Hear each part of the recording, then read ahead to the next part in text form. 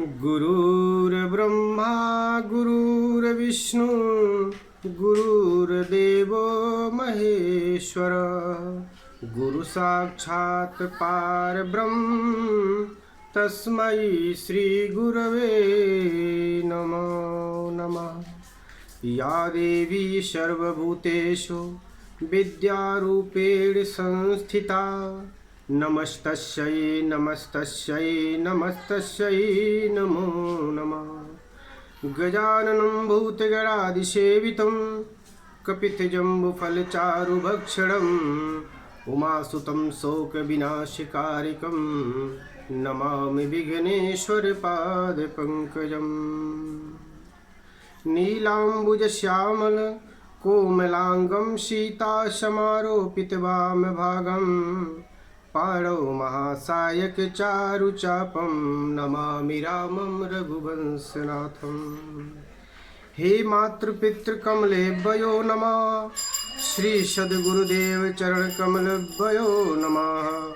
नमो नमो बिंदेश्वरी, नमो नमो जगदम्ब।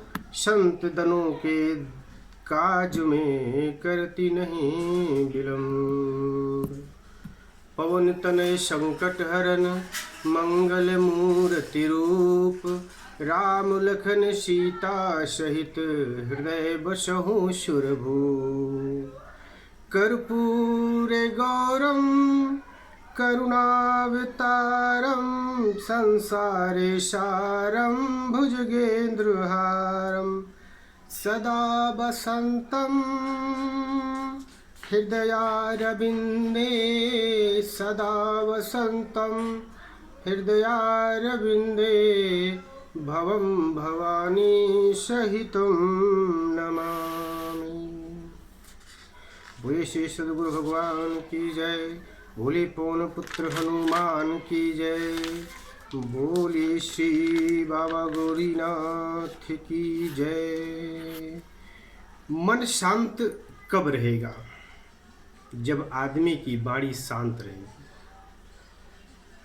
हम आप हर जगह आज कथा के द्वारा, भागवत के द्वारा, प्रवचन के द्वारा, सत्संग के द्वारा, किताबों के द्वारा, पुराणों के द्वारा तमाम आदि प्रयत्न करने के बाद भी, दान पुण्य धर्म कथा भंडारा याद करने के बाद भी हमारा मन शांत नहीं हो रहा है।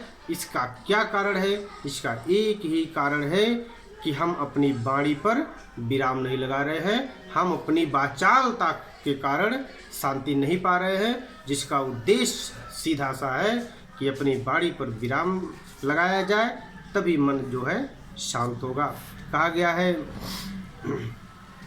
ऊंची इमारत देखकर अंदाज न लगाना बड़प्पन का, ऊंची इमारत देखकर अंदाज न लगाना बड़प्पन का, घर में बुजुर्ग मुस्कुराते मिले तो समझ लेना आशियाना अमीरों का है, तो समझ लेना आशियाना अमीरों का है। एक आदमी को कभी भी भजन सुनकर सिर दर्द होने लगता था। घर वाले परेशान थे। कभी भी उसके कान में राम का नाम पड़ जाए तो उसका सर दर्द होने लगता था। अब इसका क्या उपाय है? न राम नाम घर में कोई ले सकता था, न भजन गा सकता था, न कीर्तन कर सकता था, क्योंकि उस आदमी के अंदर की जो भावना थी, उसके मन में, उसके हृदय में इतनी पीड़ाएं होने लगती थी, उसके सर में इतना दर्द होने लगता था, वो परेशान था। तो घर वाले भी परेशान हो गए कि आखिर इसका क्या कारण है और इसका इस रोग से निदान कैसे पाया जाए। तो एक दिन घर वालों ने एक महात्मा के पास ले गए, संत के पास ले गए। कहा जाता है, संत की संगत पाकर के, सत्संगत, संत की संगत पाकर के, महापुरुष की संगत पाकर के अच्छे से अच्छे व्यक्ति, बुरे से बुरे व्यक्ति सुधर जाते हैं और अच्छे से अच्छे व्यक्ति और अच्छा बन जाते हैं। इसलिए शठ सुधरहि शत संगत पाई, मूर्ख व्यक्ति भी अच्छे के साथ आ जाने पर सुधर जाता है। यही सोचकर घर वालों ने बाबा के पास ले गए। बाबा ने कहा, ठीक है, रहे, मेरे वहाँ रहे, कोई बात नहीं है। आदमी ने कहा, लेकिन बाबा जी मैं भजन नहीं करूँगा, न सुनूंगा, बस खाऊंगा, घूमूंगा। बाबा ने कहा ठीक है। कभी भी वह राम नाम न कहे और न सुने। सब परेशान, पर एक दिन संत अपने साथ जंगल जा रहे थे, सो उनको भी अपने साथ ले गए। वहाँ बाबा जी ने पूछा, तुम सुरती खाते हो? आदमी ने कहा हाँ। बाबा ने कहा क्या फ़ायदा? आदमी ने कहा कोई फ़ायदा नहीं। बीड़ी पीते हो? हाँ। क्या फ़ायदा? आदमी ने कहा कोई फ़ायदा नहीं। तब संत जी ने कहा, एक बार राम कह दो बिना फायदे का, तो उससे तुम्हारा क्या बिगड़ जाएगा? तब आदमी ने कहा, इससे क्या फ़ायदा होगा? संत ने कहा, बस कह दो, जब सब कुछ खाने से तुम्हें नहीं फ़ायदा हो रहा है और खा रहे हो, तो एक बार कह दो बिना फ़ायदे का। जब किसी से नहीं फ़ायदा तो बिना फ़ायदे के ही कह दो, पर गुरुजी एक ही बार कहूँगा। आदमी ने कहा, पर गुरुजी मेरा एक शर्त है, मैं एक बार राम कहूँगा बस। उसने जोर से झल्ला कर कहा, राम। पर बाबा ने कहा, इसके बदले कुछ मत मांगना। हे शिष्य, आपने जो राम शब्द का उच्चारण किया, यदि कभी कोई देना चाहे तो इसके बदले में आप कुछ मत मांगना। एक दिन संजोग की बात, एक दिन अवस्था ढली और उस आदमी की मृत्यु हो गई। उस आदमी को लेने के लिए यमदूत आए, यमराज आए और लेकर के गए नरक में। तो यमराज महाराज ने पूछा, क्या तुम्हारी कोई इच्छा है? उसने कहा, नहीं, मेरी कोई इच्छा नहीं। तब यमराज ने कहा, तुमने जीवन में एक बार राम कहा है, इसके बदले में जो तुम चाहो तुम्हें मिल सकता है।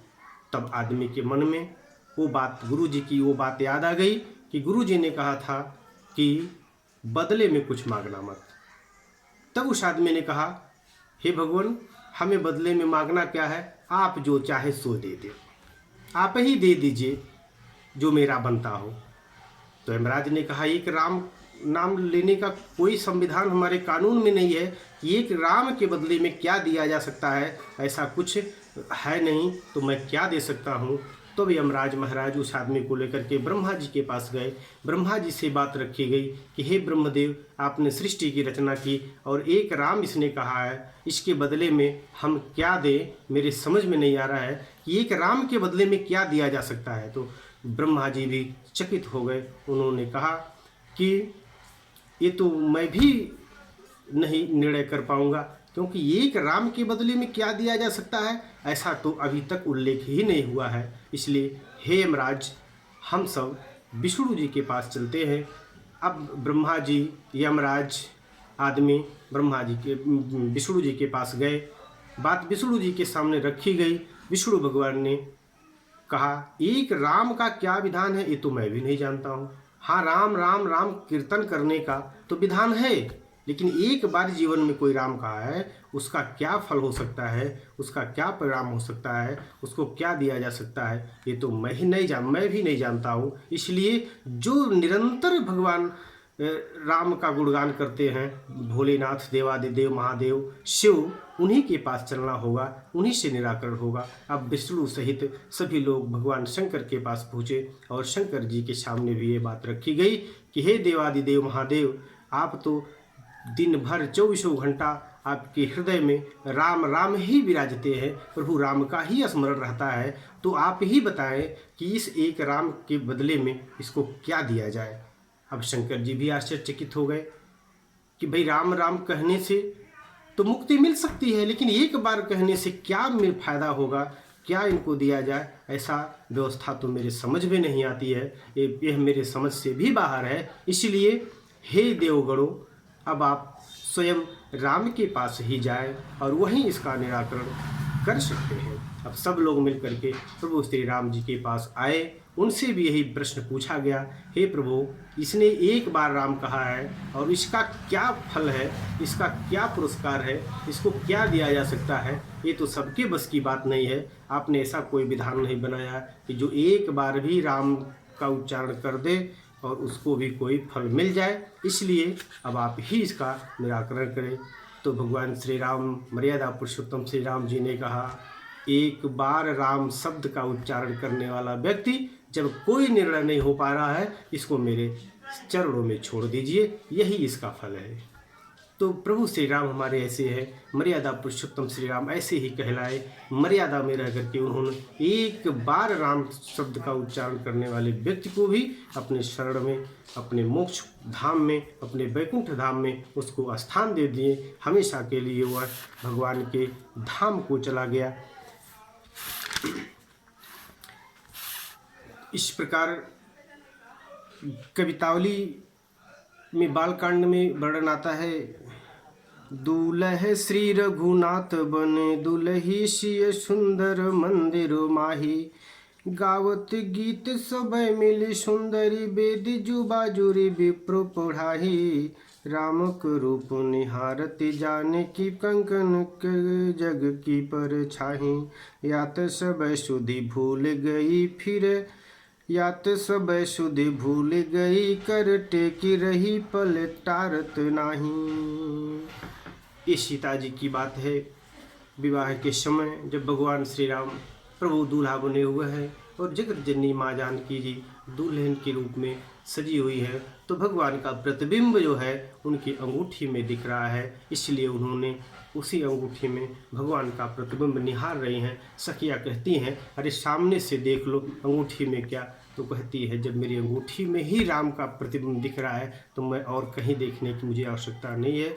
इसलिए मेरा मन, मेरी आंखें उसी जगह टिकी हुई है जहाँ प्रभु का, जहाँ मेरे स्वामी का प्रतिबिंब दिख रहा है। इसलिए और मैं नहीं देख सकती हूँ, सुन सकती हूँ। इसलिए मुझे मेरे पर रहने दो, मुझे निहारने दो, मुझे निरखने दो, मुझे देखने दो। कहा जाता है कि एक भजन के मत, हाँ भैया, आइए एक भजन गाते हैं। आसरा इस जहाँ का मिले ना मिले, हे प्रभु इस संसार का सहारा मिले या ना मिले, पर प्रभु आप कृपा बनाए रखना।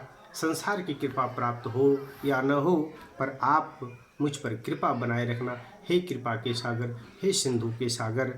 आसरा इस जहाँ का मिले ना मिले, मुझको तेरा सहारा सदा चाहिए, मुझको तेरा सहारा सदा चाहिए। आसरा बस इस जहाँ का मिले ना मिले, मुझको तेरा सहारा सदा चाहिए। चाँद तारे फलक पर दिखे ना दिखे, चाँद तारे फलक पर दिखे ना दिखे, मुझे तेरा इशारा सदा चाहिए, मुझे तेरा इशारा सदा चाहिए, मुझे तेरा इशारा सदा चाहिए, मुझे तेरा इशारा सदा चाहिए। यहाँ खुशियाँ है गम और गम है ज़्यादा, यहाँ खुशियाँ है कम और ज़्यादा है गम, जहाँ देखो वही है भरम ही भरम, जहाँ देखो वही है भरम ही भरम। मेरी चाहती कि दुनिया बसे ना बसे, मेरी चाहती कि दुनिया बसे ना बसे, मेरे दिल में बसेरा सदा चाहिए, मेरे दिल में बसेरा सदा चाहिए। मेरी धीमी है चाल और पथ है विशाल, मेरी धीमी है चाल और पथ है विशाल, हर कदम पर मुसीबत है तब तू ही संभाल। पैर मेरे थके हैं चले ना चले, पैर मेरे थके हैं चले ना चले, पैर मेरे थके हैं चले ना चले, मेरे दिल को इशारा तेरा चाहिए, मेरे दिल को इशारा तेरा चाहिए। आसरा इस जहां का मिले ना मिले, आसरा इस जहां का मिले ना मिले, मुझको तेरा सहारा सदा चाहिए, मुझको तेरा सहारा सदा चाहिए, मुझको तेरा